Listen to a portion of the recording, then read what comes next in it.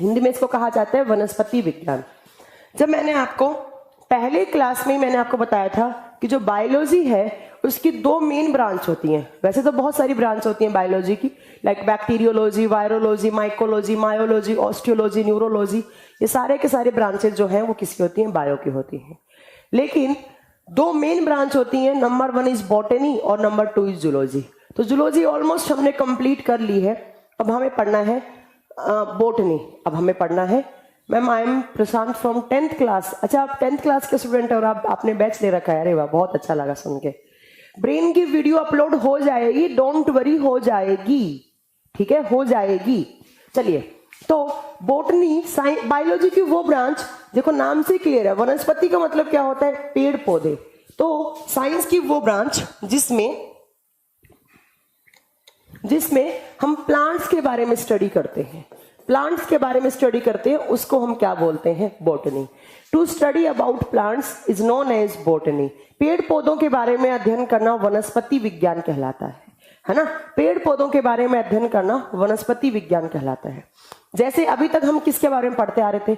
अभी तक हम एनिमल्स के बारे में पढ़ते आ रहे थे, और एनिमल्स में मेनली हम क्या पढ़ रहे थे? ह्यूमन फिजियोलॉजी के बारे में पढ़ रहे थे। अब हमें किसके बारे में पढ़ना है? प्लांट्स के बारे में। अब बात आती है कि मैम नितिन कुमार गुप्ता कह रहे हैं मैम एक्सक्रीटरी सिस्टम करा देना। नितिन कुमार गुप्ता, मुझे लगता है आप नींद में हैं। मैंने एक्सक्रीटरी सिस्टम बहुत अच्छे से 3 घंटे की क्लास लेकर कवर करवाया है। आई थिंक आप नींद में। नितिन कुमार गुप्ता, प्लीज आप ना यहाँ पर फालतू की बातें मत कीजिए प्लीज। पहले का आपको जब ये नहीं पता है कि क्या क्या चैप्टर हो चुके हैं, तो आप यहाँ पर आकर कमेंट टाइप मत कीजिए।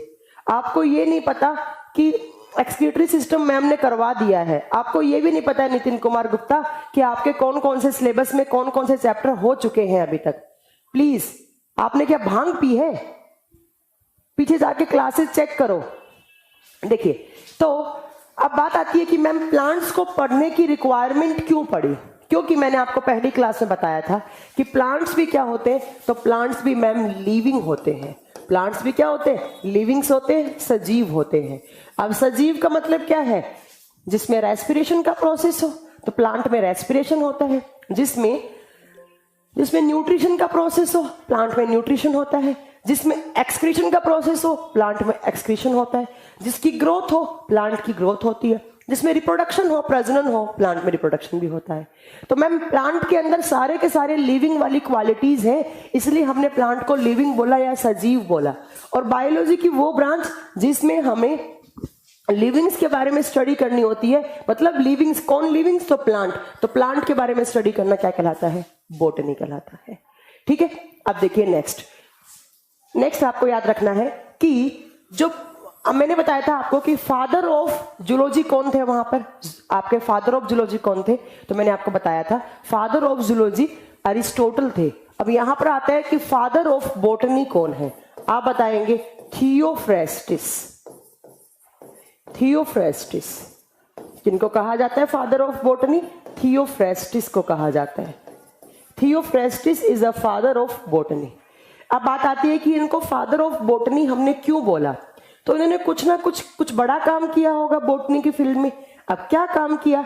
तो देखिए, थियोफ्रेस्टिस जी ने सबसे पहले एक बुक लिखी थी, जिस बुक का नाम क्या था? द हिस्टोरिया ऑफ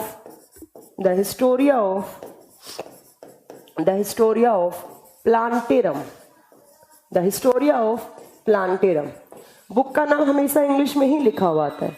तो आपके जो थियोफ्रेस्टिस जी थे, इन्होंने सबसे पहले एक पुस्तक लिखी, एक बुक लिखी, द हिस्टोरिया ऑफ प्लांटेरम। और इस बुक के अंदर क्या लिखा? तो इस बुक के अंदर इन्होंने प्लांट मॉर्फोलॉजी के बारे में बताया। प्लांट की मॉर्फोलॉजी के बारे में स्टडी करके प्लांट के कैरेक्टर्स के बारे में बताया गया। अब प्लांट मॉर्फोलॉजी को हिंदी में कहा जाता है पादप अकारिकी। पादप अकारिकी। देखिए, दो टर्म होते हैं। एक मैंने बताया है, हमने पढ़ा था एनिमल फिजियोलॉजी, और एनिमल में हमने किसकी पढ़ी थी? Human physiology. फिजियोलॉजी टर्म का मतलब क्या होता है? जब हम ह्यूमन बींग्स या एनिमल्स की आउटर स्ट्रक्चर के बारे में स्टडी करते हैं तो उसको बोलते हैं हम फिजियोलॉजी। और जब प्लांट के बारे में स्टडी करते हैं, प्लांट की आउटर स्ट्रक्चर या प्लांट के पार्ट्स के बारे में, जैसे मैंने बोला एक मैंगो का प्लांट है, एक मैंगो का ट्री है मेरे सामने, मैंने बोला मैंगो के ट्री की मॉर्फोलॉजी बताइए। आप मुझे बताएंगे मैम उसमें रूट है, उसमें स्टेम है, उसमें फ्लावर है, उसमें फ्रूट है, उसमें लीफ है, तो ये प्लांट के पार्ट हो गए। और प्लांट के पार्ट्स के बारे में स्टडी करना क्या कहलाता है? मॉर्फोलॉजी। तो आपके थियोफ्रेस्टिस जी ने क्या किया? थियोफ्रेस्टिस जी ने क्या किया? प्लांट के बारे में, प्लांट के जितने भी प्लांट के कैरेक्टर थे उन सारों के बारे में, आउटर और इनर, मेनली आउटर थे, मॉर्फोलॉजी में मेनली आउटर आते, तो आउटर और इनर कैरेक्टर के बारे में सारे के सारे स्टडी करके एक बुक के अंदर लिख दिया, द हिस्टोरिया ऑफ प्लांटेरम। और ऑलमोस्ट कितने प्लांट्स के बारे में बताया था? इन्होंने 500 प्लांट के बारे में बताया, 500 प्लांट्स के बारे में, उनकी मॉर्फोलॉजी और उनके कैरेक्टर्स के बारे में स्टडी की, और स्टडी करके कौन सी बुक में लिख दिया? The Historia of Plantarum. आपसे एग्जाम में पूछ सकता है कि who is the father of botany? हम बताएंगे Theophrastus is the father of botany. ठीक है, अब थियोफ्रेस्टिस जी की बुक का नाम क्या था? आप बताएंगे हिस्टोरिया ऑफ प्लांटेरम। अब इसमें इन्होंने प्लांट के कौन से कैरेक्टर को उठाए? आप बोलेंगे प्लांट मॉर्फोलॉजी। कितने प्लांट? 500 प्लांट्स। तो हमने इनको बोल दिया फादर ऑफ बॉटनी। इतना बड़ा काम करवाया, इतना बड़ा काम करा बॉटनी की फील्ड में, तो इनको हमने क्या बोल दिया? Father of botany. तो अब हमें बॉटनी स्टार्ट करनी है, इसके अलावा कुछ इंट्रोडक्शन होता ही नहीं है। ठीक है, अब हम बॉटनी स्टार्ट करते हैं। बॉटनी में हमें पढ़ना क्या है? सबसे पहला चैप्टर में स्टार्ट कर रही हूं, जैसे हमने एनिमल किंगडम पढ़ा था वैसा का वैसा हमें प्लांट किंगडम या प्लांट क्लासिफिकेशन पढ़ना है। क्या पढ़ना है? Plant classification. तो सबसे पहला चैप्टर लिखेंगे आप, प्लांट किंगडम लिख सकते हैं या पादप वर्गीकरण लिख सकते हैं। देखिए, मैंने आपको जब एनिमल किंगडम करवाया था तो मैंने आपको एक चीज बताई थी कि सबसे पहले 2 किंगडम आया था। 2 किंगडम में 2 किंगडम बने थे। कौन कौन से? एक प्लांट बना था और उसके बाद दूसरा कौन सा बना था? एनिमल बना था। तो एनिमल किंगडम हम पूरा पढ़ चुके हैं। एनिमल और प्लांट दोनों ही किंगडम हमारे सिलेबस में है, इसके अलावा कोई सिलेबस में नहीं है। एनिमल हम पढ़ चुके हैं। उसके बाद अब हमें क्या पढ़ना है? प्लांट किंगडम पढ़ना है। तो 2 किंगडम क्लासिफिकेशन में मैम 2 आए थे, एक प्लांट आया था, एक एनिमल आया था। एनिमल हम ऑलरेडी पढ़ चुके हैं, तो अब हमें किसके बारे में पढ़ चुके?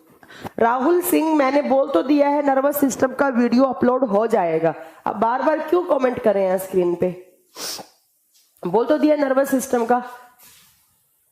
देखिए, तो अब हमें पढ़ना है प्लांट क्लासिफिकेशन। एक बच्चा बोल रहा है क्या मैं जान सकता हूं कि मैम मेरा डाउट क्यों नहीं लिया जाता? डाउट क्यों नहीं लिया जाता? किसने नहीं लिया डाउट आपका?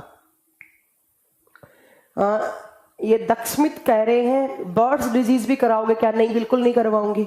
बर्ड्स डिजीज किस कंपटीशन एग्जाम में आती है जरा मुझे बताइए। आप फालतू की डिमांड क्यों कर रहे हैं आप यहाँ पे? जो एग्जाम में आता है वही तो पढ़ना है आपको। ठीक है, देखिए, तो प्लांट का क्लासिफिकेशन, प्लांट को क्लासिफाई कैसे किया जाता है ध्यान से सुनिएगा। पहले हम प्लांट क्लासिफिकेशन पढ़ेंगे। अब मैं आपको एक बात बता देती हूं कि ये जो चैप्टर है आपको थोड़ा सा बोरिंग लग सकता है, बट मैं थोड़ा सा पढ़ने में कड़वा लग सकता है आपको, बट इसमें मैं कुछ नहीं कर सकती। आपको जैसे हैं वैसे ही एग्जाम में क्वेश्चंस आएंगे, और कुछ नाम भी यहाँ पर बहुत डिफिकल्ट होने वाले हैं। ठीक है, कुछ नाम भी बहुत डिफिकल्ट आने वाले हैं, आपको पढ़ना ही पड़ेगा। ठीक है, देखिए, प्लांट को मेजर 2 किंगडम में क्लासिफाई किया जाता है। कौन कौन सा? पहले होते हैं क्रिप्टोगैमस। क्रिप्टोगैम्स पहले होते हैं क्रिप्टोगैम्स, और इधर की साइड आप लिखेंगे फेनेरोगैमस। फेनेरोगैमस, क्रिप्टोगैमस एंड फेनेरोगैमस। क्रिप्टोगैमस को सबसे पहला, क्रिप्टोगैमस को हम क्या बोलते हैं? क्रिप्टोगैमस को बोला जाता है हिंदी में अपुष्पोद्भिद पादप। अपुष्पोद्भिद पादप। ठीक है, और इधर कहा जाता है पुष्पोद्भिद पादप। पहले मैं आपको पूरा चार्ट बनवाती हूं, उसके बाद हम एक एक करके सारे डिटेल में पढ़ेंगे। ठीक है,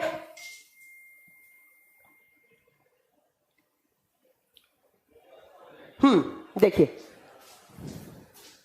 देखिए, जो प्लांट है उनको मेजर 2 किंगडम में क्लासिफाई करते हैं हम। एक क्रिप्टोगैम्स होते हैं, एक फेनेरोगैम्स होते हैं। फेनेरोगैम्स, क्रिप्टोगैम्स, अब इनको आगे भी सब किंगडम में डिवाइड किया जाता है। आगे भी इनको सब किंगडम्स में डिवाइड किया जाता है। कैसे? जो क्रिप्टोगेम्स होते हैं उनको आगे 3 सब किंगडम में डिवाइड किया जाता है। कौन कौन सा आप बताएंगे कि जो क्रिप्टोगेम्स है उनको हम 3 फाइलम में या 3 सब किंगडम में डिवाइड करते हैं। नंबर 1 इज थैलोफाइटा, ध्यान से सुनिएगा। Number 1 is Thallophyta. इसका हिंदी कुछ भी नहीं होता है, हिंदी में सेम टर्म होते हैं। नंबर 2 पे आते हैं ब्रायोफाइटा, ब्रायोफाइटा, ब्रायोफाइटा। थैलोफाइटा हो गया। नंबर 2 पे आता है ब्रायोफाइटा। और नंबर 3 पे आता है टेरिडोफाइटा। पी से लिखा जाता है जबकि प्रोनाउंस किया जाता है टी से। टेरिडोफाइटा। 3 ये हो गए टेरिडोफाइटा। उसके अलावा अगर मैं फेनेरोगेम्स की बात करूं तो जो फेनेरोगेम्स होते हैं उनका एक नाम और होता है, इनका एक नाम और होता है। किस नाम से जानते हैं आप बताएंगे? इनको फेनेरोगेम्स या हम इनको स्पर्मेटोफाइटा, स्पर्मेटोफाइटा नाम से भी जानते हैं। हिंदी में कोई अलग नाम नहीं है, स्पर्मेटोफाइटा ही कहा जाता है। तो प्लांट किंगडम का क्लासिफिकेशन हम पढ़ रहे हैं, जैसे हमने एनिमल का पढ़ा था वैसे ही हम ये पढ़ रहे हैं।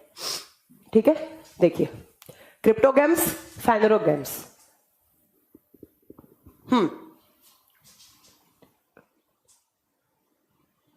अजय शर्मा क्या हो गया, आपका डाउट क्यों नहीं लिया जा रहा है? कौन बोल रहा है? आप डाउट देंगे तो हम बिल्कुल आप अगर डाउट है आपका तो मैं बिल्कुल, अगर मुझे स्क्रीन पे दिखता है तो मैं आपका डाउट ले लेती हूँ।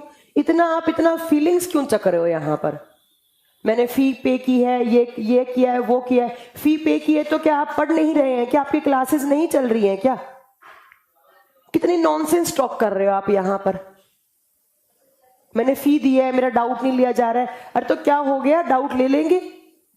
अगर कोई डाउट है, मैंने लास्ट क्लास में नहीं देखा तो अब देता दीजिए आप। बट मैं एक बारी में एक ही काम करती हूँ, या तो मुझसे पढ़वा लो या मुझसे डाउट क्लियर करवा लो। ठीक है, क्लास के बीच में मेरे से डाउट नहीं लिए जाते हैं, फिर मेरा माइंड कहीं और चला जाता है, तो बिल्कुल मैं यहाँ पर फिर पढ़ा नहीं पाती। अब देखो आप कमेंट कर रहे हैं मैंने फी पे की थी, तो क्या हो गया? आपने फी पे की थी, आप पढ़ नहीं रहे क्या? अगर आपने फी पे की है तो कोई हमने चोरी कर दी क्या आपके साथ?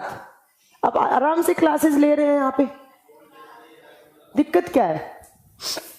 देखिए जो फेनेरोगेम्स है उनको अगेन 2 किंगडम में डिवाइड किया जाता है। कौन कौन सा आप बताएंगे? पूरा दे दो एक बार। जो फेनेरोगेम्स है उनको अगेन 2 फाइलम में डिवाइड किया जाता है। एक होते हैं जिम्नोस्पर्म, जिम्नोस्पर्म। दूसरी साइड आते हैं एंजियोस्पर्म, एंजियोस्पर्म। एक है जिम्नोस्पर्म, एक है एंजियोस्पर्म। जिम्नोस्पर्म को कहा जाता है अनावर्त बीजी, अनावर्त बीजी। और एंजियोस्पर्म को कहा जाता है आवर्त बीजी, आवर्त बीजी। अब जिम्नोस्पर्म को आगे कोई भी क्लासिफिकेशन नहीं है, बट जो आपके एंजियोस्पर्म है उनको अगेन 2 फाइलम में डिवाइड किया गया है। कौन कौन सा? तो देखिए कौन कौन सा। इनको बोला जाता है, एक साइड आएगा डाइकोट, डाइकोट हिंदी में बोलते हैं द्विबीजी, द्विबीजी। और उधर की साइड आता है मोनोकोट, मोनोकोट। एक बीजी, एक बीजी। ये आपका प्लांट किंगडम का क्लासिफिकेशन। ठीक है, ठीक है, ये आपका प्लांट किंगडम का क्लासिफिकेशन।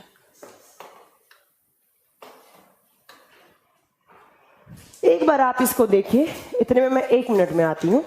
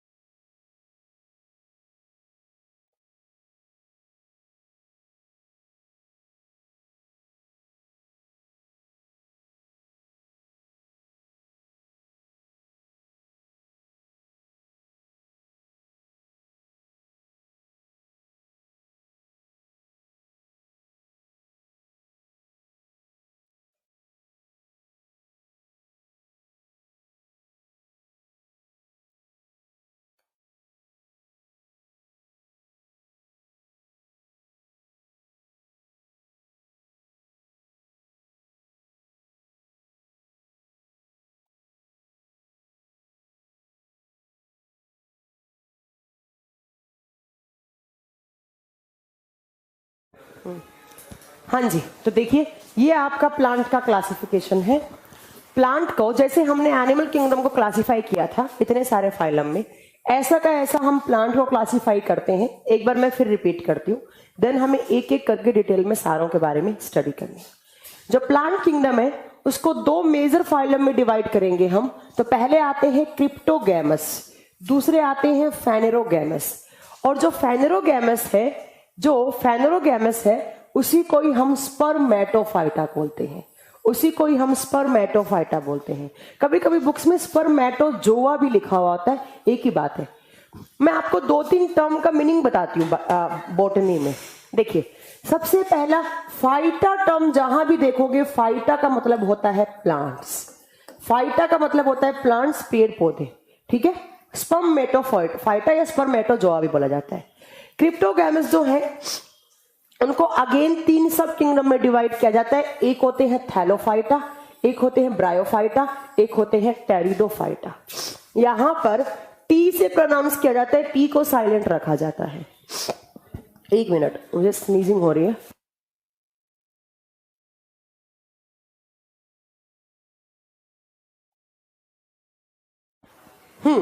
देखिए देन दूसरी साइड जो फेनेरोगैमस आते हैं उनको अगेन दो सब फाइलम में डिवाइड करते हैं। Number 1 is gymnosperm, number 2 is angiosperm. Angiosperm को अगेन हम डिवाइड करते हैं dicot and monocot.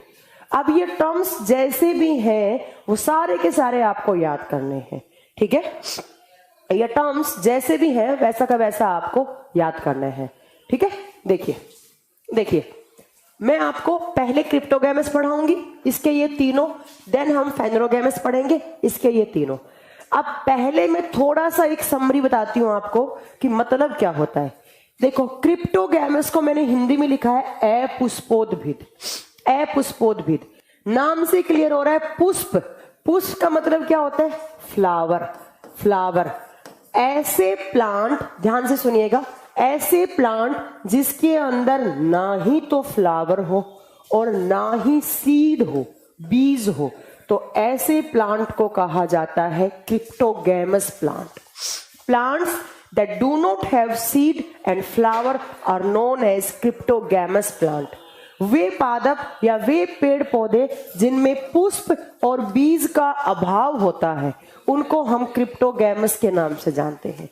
Definition clear हो गई। क्रिप्टोगैमस का मतलब क्या है, आपसे पूछ लिया कभी भी, अब मैं इसके एग्जाम्पल दूंगी तो वो सारे के सारे, ये जो तीनों हम पढ़ेंगे, इन तीनों के अंदर ना ही तो फूल होंगे और ना ही वहां पर बीज होंगे। तो आपसे पूछा जाए कि प्लांट क्लासिफिकेशन में उस फाइलम का नाम बताओ जिनमें ना ही बीज होता है और ना ही फ्लावर होता है, आप क्या बताएंगे, क्रिप्टोगैमस। अब एक एक करके इसके पढ़ेंगे, वो बात की बात है। अबाउट दूसरी साइड फेनेरोगैमस, ऐसे प्लांट जिनके अंदर सीड भी होते हैं, बीज भी होते हैं, और जिनके अंदर सीड भी हो और फ्लावर भी हो, उनको हम क्या बोलते हैं, फेनेरोगैमस या स्पर्मेटोफाइटा। फेनेरोगैमस या spermatophyta. Plants that having seed and flower are known as phanerogamous plant, या आप बोल सकते हो seed and flower bearing plant are known as phanerogamous plant. एक ब्रेन में इमेज क्लियर होगी कि यहां पर हम जितने भी प्लांट पढ़ेंगे उन सब प्लांट में फ्लावर भी होगा और सीड भी होगा, मतलब उनके ऊपर फूल भी लगे हुए होंगे और उनके अंदर बीज भी होगा। बट यहां पर हम जो भी पढ़ेंगे उनके अंदर ना ही तो बीज होगा और ना ही सीड होगा, ठीक है। तो इसकी डेफिनेशन मुझे लगता है मुझे लिखवानी नहीं है, आप समझ गए होंगे कि क्रिप्टोगैमस जिनके अंदर ना फूल हो ना जिनके अंदर बीज हो, उनको हम क्या बोलते हैं, क्रिप्टोगैमस। अब हमें स्टार्ट कहां से करना है, इनसे स्टार्ट करना है, ठीक है। अब मैंने नेक्स्ट पॉइंट क्या बोला, cryptogams are divided into 3 phylum. अब लिखिए नेक्स्ट। अब यहां से हमारा पूरा क्लासिफिकेशन स्टार्ट होता है। आप बताएंगे, आप लिखेंगे कि हम पढ़ क्या रहे हैं, तो मैम हम पढ़ रहे हैं क्रिप्टोगैमस। और क्रिप्टोगैमस का मतलब हम क्या पढ़ रहे हैं, अपुष्पोद्भिद पादप। क्या पढ़ रहे हैं हम, अपुष्पोद्भिद पादप। और जिनके अंदर क्या ना हो, मैम जिनके अंदर ना ही तो बीज हो, आप लिखिए सीड, और सीड के आगे क्रॉस लगा दो, आप लिख दो फ्लावर, और फ्लावर का मतलब होता है पुष्प। फ्लावर को हिंदी में पुष्प कहा जाता है। ये दोनों नहीं होते, ऐसे प्लांट को हम क्रिप्टोगैमस बोलते हैं। अब क्रिप्टोगैमस को हम 3 फाइलम में डिवाइड करते हैं। अब एक एक करके हमें पढ़ना है। सबसे पहला हमें पढ़ना है थैलोफाइटा। 1 नंबर पे हमें पढ़ना है थैलोफाइटा। ठीक है, नंबर 1 इज थैलोफाइटा। थैलोफाइटा, यहां से हमारा क्लासिफिकेशन स्टार्ट होता है। देखिए थैलोफाइटा किसको बोलते हैं, नाम से ही क्लियर है। देखो थैलो का मतलब है थैलस, थैलो का मतलब होता है थैलस, THALUS। हिंदी में भी इसको बोलते हैं थैलस।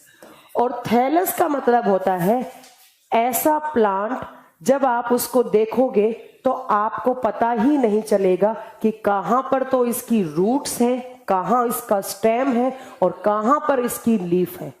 मतलब ऐसे प्लांट जो ऐसे ही पड़े हैं, थैलस जैसी स्ट्रक्चर बना के पड़े हैं, हमें पता ही नहीं लग रहा कि उनमें फ्लावर तो खैर होते ही नहीं, उनमें रूट्स, जड़ें कहां पर है, उसका स्टेम कौन सा है, उसकी जड़ें कौन सी हैं और उसकी लीफ कौन सी है।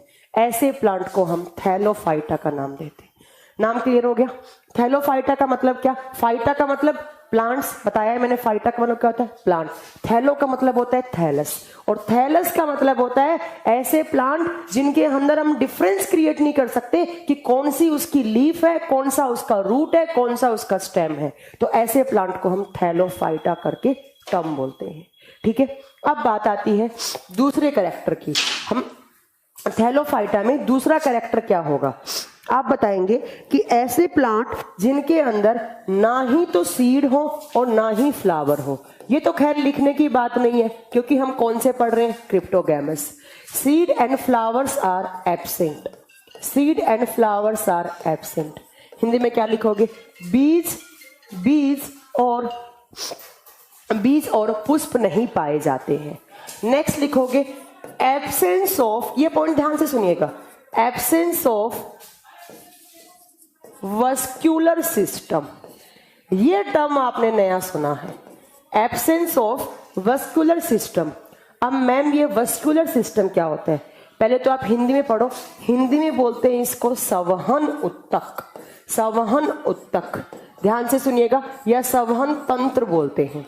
इन पादपों में वस्क्यूलर सिस्टम नहीं होते हैं या संवहन उत्तक नहीं होते हैं।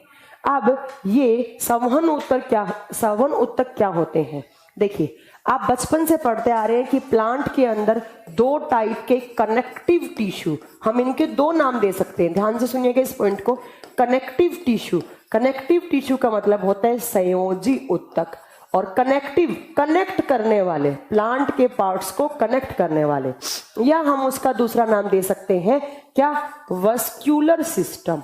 वस्क्यूलर टिश्यू बोल दो या सिस्टम बोल दो, एक ही बात है। और हिंदी में बोलेंगे संवहन उत्तक। तो प्लांट्स के अंदर 2 टाइप के कनेक्टिव टिश्यू या 2 टाइप के वस्क्यूलर सिस्टम होते हैं। कौन कौन से, देखिए एक होता है, पहला लिखिए, पहला होता है जाइलम। पहला कौन सा होता है, जाइलम। जाइलम में हिंदी से पढ़ो, जाइलम का मतलब है जल। ऐसी नली, देखो ऐसी डक्ट बनी हुई है, ऐसी डक्ट जो प्लांट की रूट से लेकर, रूट से किसको करेगी, किसको लेकर जाएगी, पानी को ऐसे ऐसे ऐसे ऐसे ऊपर प्लांट के अदर पार्ट तक पहुंचाती है। वो नली, वो डक्ट जो प्लांट की जड़ों से पानी को प्लांट के अदर पार्ट्स तक ट्रांसपोर्ट करती हैं, इसको हम जाइलम नाम देते हैं। दूसरी साइड लिखो फ्लोएम। फ्लोएम एफ से मतलब फूड, फ्लोएम एफ से फूड, एफ से फ्लोएम। अब मुझे बताओ प्लांट में फूड कहाँ बनता है, प्लांट में प्लांट में फूड कहाँ बनता है, आप सब जानते हैं लीफ के अंदर फोटोसिंथेसिस होता है। लीफ के अंदर फोटोसिंथेसिस होता है और जिसके थ्रू क्या बनता है, फूड।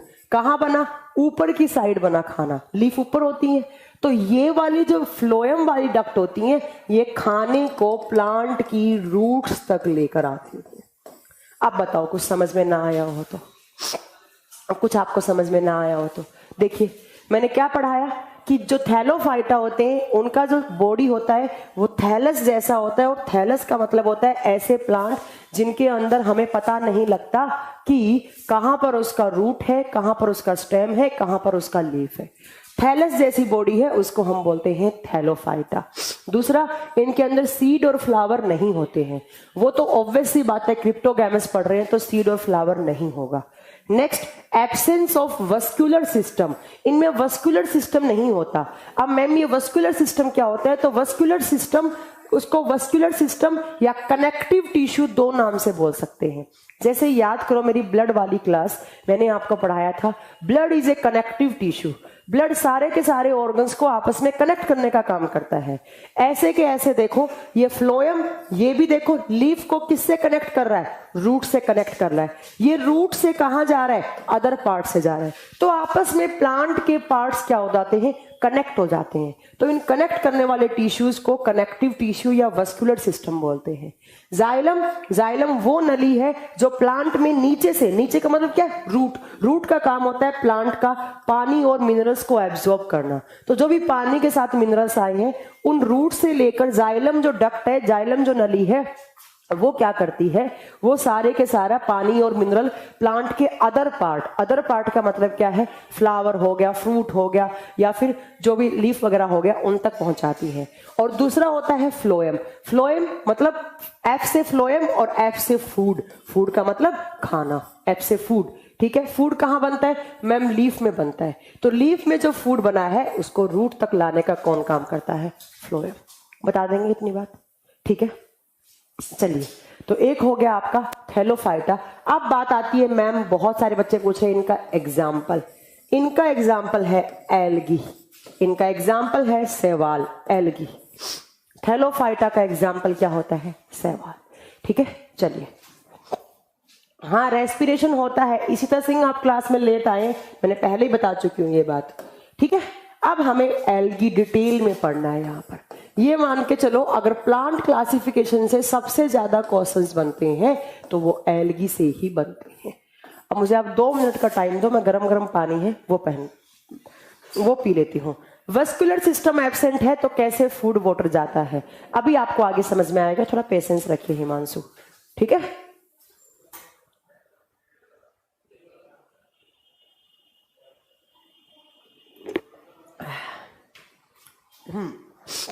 देखिए, अब हमारा स्टार्ट होता है यहां से चैप्टर एल्गी।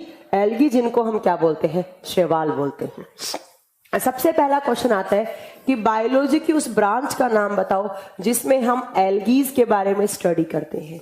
आप बताओगे, to study about algae is known as phycology.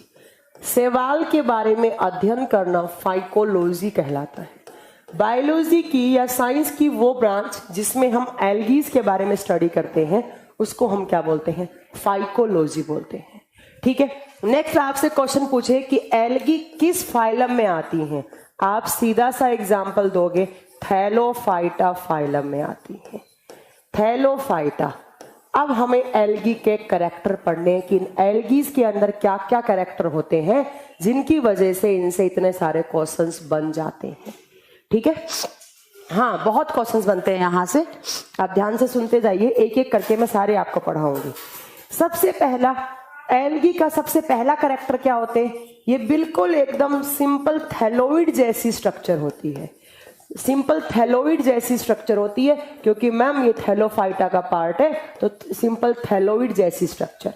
और थैलोइड या थैलस टर्म का मतलब क्या है, ऐसे प्लांट जिनमें हमें पता नहीं लगेगा कहाँ उसकी रूट्स है, कहाँ उसकी स्टेम है और कहाँ पर उसकी लीफ है, तो उसको हम थैलोइड या थैलस का नाम देते हैं। नेक्स्ट पॉइंट में, इनमें वस्कुलर सिस्टम एब्सेंट होता है, वस्कुलर सिस्टम का अभाव होता है। हिंदी में क्या बोलेंगे, इनमें संवहन उत्तक नहीं पाए जाते हैं। कहने का मतलब है इनमें क्या नहीं पाया जाता मैम, इनमें जाइलम एंड फ्लोएम नहीं पाया जाता, जाइलम एंड फ्लोएम नहीं पाया जाता। तो इसके आगे मैंने क्रॉस लगा दिया।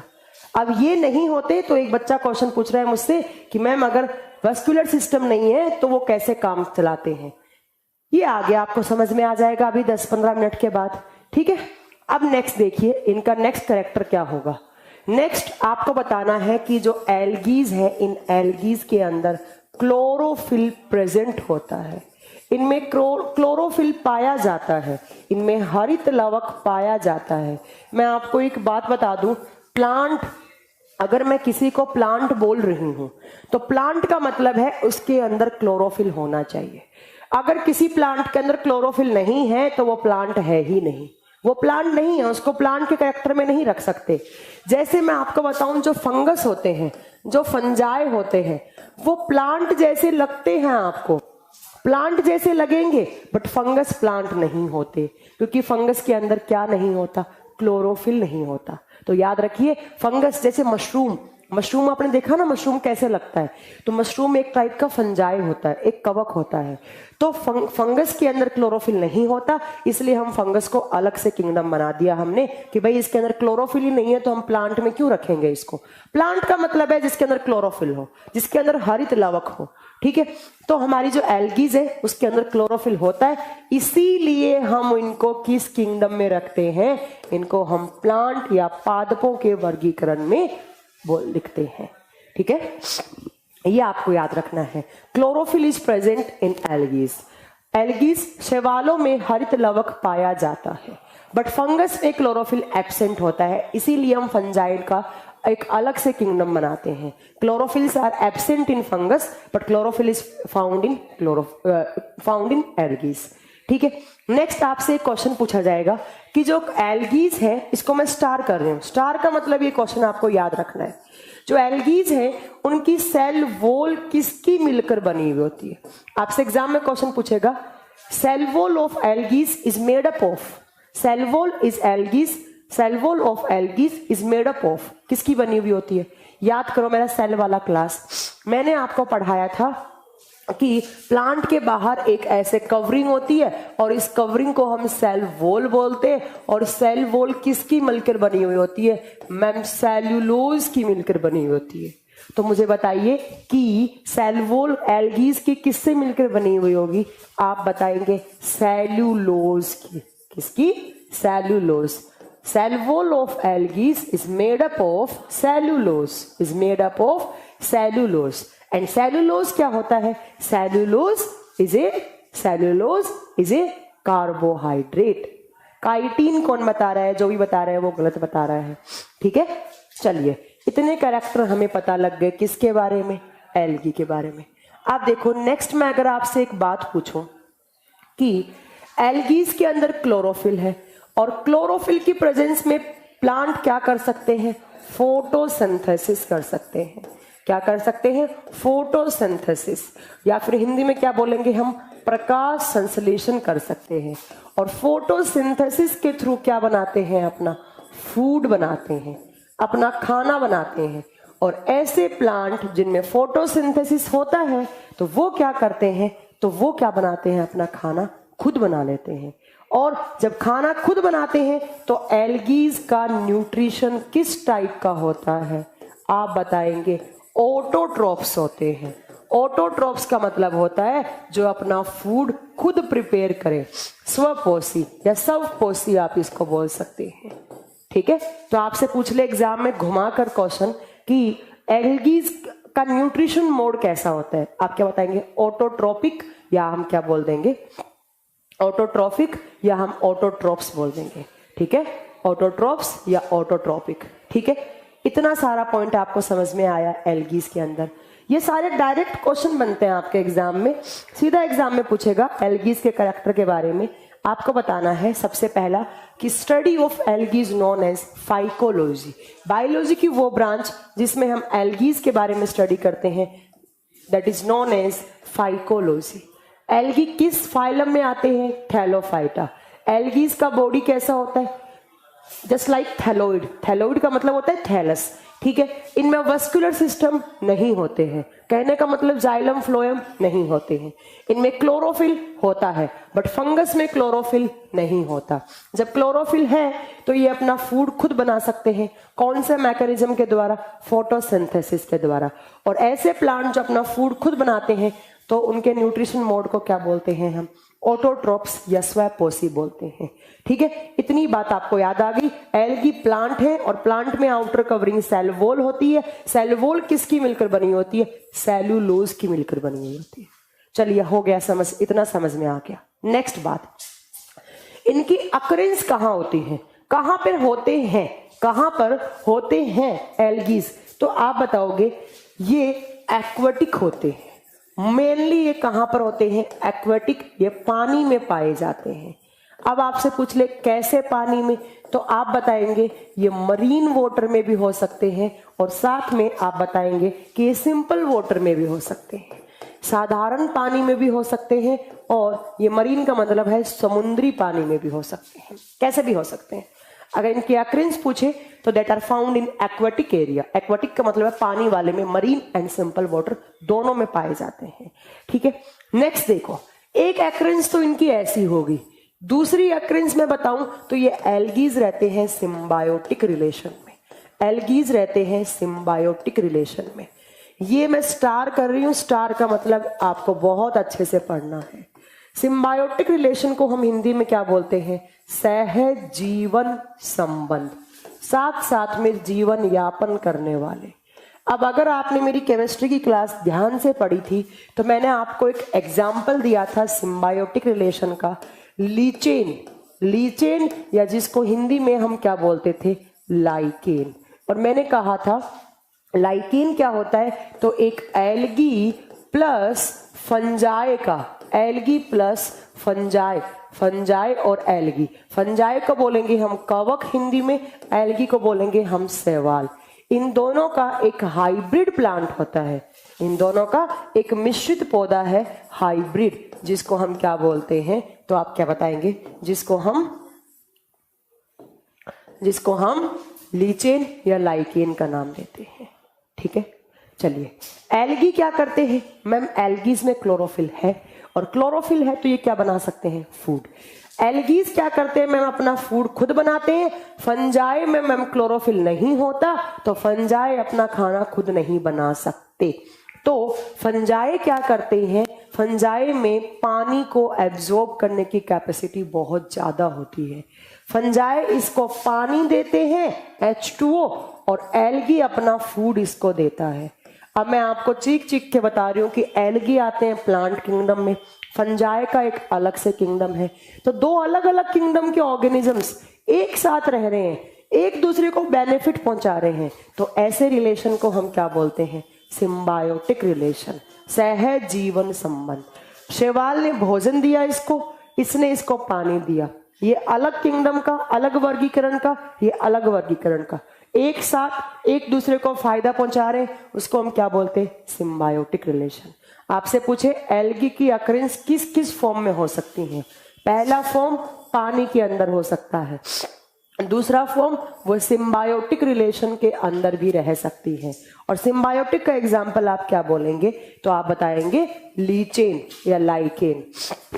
ठीक है, नेक्स्ट इसके अलावा 3 नंबर पे अगर मैं बताऊं इनकी अकरेंस कैसे होती है, तो एक भालू होता है जिसको बोलते हैं हम आलसी भालू, जिसको इंग्लिश में कहा जाता है स्लोथ बियर। इंग्लिश में इसका नाम होता है स्लोथ बियर।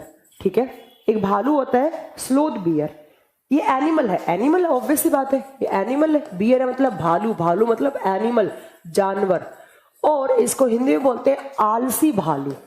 और ये भालू क्या करता है? ये प्लांट वगैरह पर बैठा रहता है, और ये बहुत सालों तक एक जगह ही बैठा रहता है। बहुत सालों तक ये एक जगह ही बैठा रहता है। जब बहुत सालों तक एक जगह तक बैठा रहता है तो इसके ऊपर एल्गीज एक जाल बना लेते हैं। एल्गीज अपना एक जाल बना लेते हैं, इसके ऊपर चिपक जाते हैं, इसके पूरे के पूरे बॉडी के ऊपर ही चिपक जाते हैं। तो इसलिए कभी कभी ये स्लोथ बियर के साथ भी रहते हैं। ये बात भी आप याद रखिएगा। क्वेश्चन आ सकता है कि जो आलसी भालू होता है, जो एक जगह बहुत दिनों तक रुक सकता है, एक जगह बहुत दिनों तक, बहुत ज्यादा लाइफ स्पैन के लिए वो एक जगह ठहर सकता है, तो उसके ऊपर एल्गीज अपना जाल सा बना लेते हैं, उसके बॉडी के ऊपर एल्गीज लगना स्टार्ट हो जाते हैं। तो आप बताइएगा कौन सा भालू? स्लोथ बियर या आलसी भालू या आलसी भालू। ठीक है, तो ये अकरेंस हो गई इनकी। कितने फॉर्म में? 3 फॉर्म में। एक तो स्लोथ बियर के ऊपर, दूसरा पानी के अंदर हो सकता है, तीसरा सिम्बायोटिक रिलेशन में हो सकता है। ठीक है मैम, ये अकरेंस हमें इनकी समझ में आ गई। नेक्स्ट आपसे पूछे कि एल्गीज के अंदर जो स्टोरेज फूड है, जो स्टोरेज फूड, और स्टोरेज फूड को हम दूसरा नाम क्या देते हैं? मैम हम उसको नाम देते हैं रिजर्व फूड। और रिजर्व फूड का मतलब क्या होता है? संग्रहित खाना, वो खाना जो हमें इमरजेंसी कंडीशन में काम आता है। और प्लांट भी अपना फूड स्टोर करके रखते हैं। तो क्वेश्चन आता है कि एल्गीज में स्टोर फूड किसकी फॉर्म में होता है? आप क्या बताएंगे? आप बताएंगे एल्गीज का जो स्टोर फूड या रिजर्व फूड होता है वो स्टार्च की फॉर्म में होता है। ये क्वेश्चन भी बहुत अच्छा है, ये भी पूछा जा सकता है आपसे एग्जाम में, in the form of starch. And starch क्या होता है? एक कार्बोहाइड्रेट, सी कार्बोहाइड्रेट। फूड बनाते ग्लूकोज है, बट जब वो जड़ों के पास आता है तो वो स्टार्च की फॉर्म में स्टोर होता है। कहाँ होता है स्टार्च ज्यादा? आप बताएंगे एल्गीज की रूट्स में। रूट का मतलब पूरा का पूरा बॉडी है उसका, थैलोइड ही है, ठीक है, थैलोइड ही है, ये आप याद रखेंगे स्टार्च के फॉर्म में। इतने सारे कुछ क्वेश्चंस थे जो डायरेक्ट क्वेश्चन बनते हैं आपके एल्गी से, बट आपका चैप्टर एल्गी का यहाँ पे खत्म नहीं हुआ है। अब आपसे पूछेगा कि एल्गीज में रिप्रोडक्शन कैसे होता है। एल्गीज में रिप्रोडक्शन का मतलब है प्रजनन, मतलब ये अपने जैसी जाति का निर्माण कैसे करते हैं, ये प्रजनन कैसे करते हैं। तो आप बताओगे एक तो प्रोसेस होता है यहाँ पर फ्रेगमेंटेशन, एक प्रोसेस होता है जिसको बोलते हैं हम फ्रेगमेंटेशन, फ्रेगमेंटेशन, और हिंदी में इसका नाम होता है विखंडन विधि। विखंडन का मतलब है एल्गी है, ऐसे कोई एक एल्गी बना हुआ है, मान लो ऐसे थैलोइड जैसा, इसका ये पार्ट टूट के नीचे गिर गया, तो ये पार्ट थोड़े दिन के बाद क्या होगा? ऐसा का ऐसा एक नया एल्गी बना लेगा। मतलब फ्रेगमेंटेशन वो प्रोसेस है जिसके अंदर जो एल्गीज का कोई भी एक पार्ट है वो टूट कर नीचे गिर जाता है और थोड़े दिनों के बाद उस पार्ट से भी नया प्लांट ग्रो कर जाता है, उसको बोलते हैं फ्रेगमेंटेशन। दूसरा आप बताएंगे इनमें होते हैं जूस पोर्स, इनमें स्मॉल स्मॉल पोर्स होते हैं और उन पोर्स के थ्रू क्या हो जाता है यहाँ पर, इन्हें बोलेंगे बीजाणुओं द्वारा। पोर्स होते हैं बहुत छोटे छोटे, उन बीजाणुओं के द्वारा भी इनमें रिप्रोडक्शन हो जाता है। ये दो प्रोसेस होती है। आपसे एग्जाम में पूछेगा कि एल्गीज का रिप्रोडक्शन की प्रोसेस बताइए, आप बताओगे जूस पोर्स और फ्रेगमेंटेशन प्रोसेस। क्लियर है? ठीक है, हाँ हो गया। अब देखिए नेक्स्ट क्या आता है यहाँ पर। अब आता है कि ये एल्गीज हम बार बार हमें एल्गी यहाँ पढ़ क्यों रहे हैं। तो एल्गी जो है इनके बहुत सारे यूजेस हैं, इनके कुछ कॉमर्शियल यूजेस हैं और कुछ मतलब अच्छे यूजेस हैं, इसलिए हम पढ़ रहे हैं। इनकी इंपॉर्टेंस क्या है? पहली बात तो ये हमें ऑक्सीजन देते हैं। ऑब्वियस सी बात है एल्गी फोटोसिंथेसिस करता है और फोटोसिंथेसिस का रिएक्शन क्या होता है? CO2 plus H2O in the presence of chlorophyll and sunlight. यहाँ पर क्या मिलेगा? यहाँ ग्लूकोज बनेगा, ऑक्सीजन बनेगा प्लस पानी आएगा। तो ये ऑक्सीजन इसने बाहर छोड़ा, आउट किया, तो ये ऑक्सीजन किसको मिला? हमें मिला। तो पहला क्या बोलेंगे? तो आप बताएंगे कि पहला तो ये ऑक्सीजन रिलीज करते हैं। दूसरा helps in CO2 fixation, CO2 fixation, CO2 के स्थिरीकरण में, कार्बन डाइऑक्साइड के स्थिरीकरण में।